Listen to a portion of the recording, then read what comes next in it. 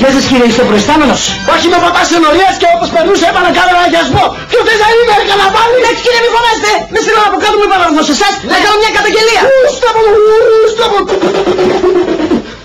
Βρεθήκα από τον Παλιορουφιάνο. Παλιορουφιάνος! Ναι, είναι αυτά που λέει το τα λέω καταγγελία κύριε, εννοώ για μένα προσωπική υπόθεση. Και τι είναι εδώ ρε, εδώ είναι ο ΤΕ, το Σπαρχαμπάρι, δεν είναι ο μικρούτσικος. Εδώ δεν είναι ο Αντένα. Εδώ ρε μιλάμε για τον ΟΤΕ. Ο ΤΕ είναι μεγάλος, ο ΤΕ είναι μακρύς. Έχουμε μπει στο χρηματιστήριο. Στη Wall Street μας κάνουν όλοι οι χρηματιστές. Πώς μιλάτε έτσι και γλώσσα αυτή που χρησιμοποιείτε κύριε, τέλος πάντων σας παρακαλώ ακούστε με, το όνομά μου είναι Παπαδόπουλος. Πιεστήκαμε!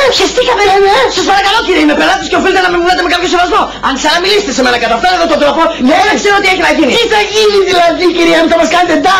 Θέλετε να σας πω ότι με νίτσα και έξω από όλα αυτά τι θα κάνετε, μας απειλείτε? Θα πάρετε τηλέφωνο να μιλήσετε από αλλού? Αφού ούτε είναι ένας άνθρωπε μου, ούτε είναι ένας, είναι μοναδικός, είναι μονοπόλιο, ξύπνα! Σε αυτό δυστυχώς δεν έχετε άδικο κύριε.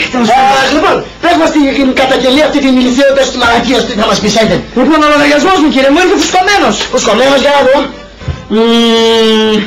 Δεν σου είπα εγώ βλακία θα μας πεις. Αγόρι μου, αυτό εδώ είναι κάτι φουσκωμένο. Αυτό ήταν τόσο, πήγε στο φούρνο και έγινε τόσο. Αυτά εδώ είναι φουσκωμένα γιατί όταν πήγες έκαναν κάτω και όπως γίναν. Με κατάλαβες, ο λογαριασμός είναι μια χαρά. Τι μια χαρά κύριε,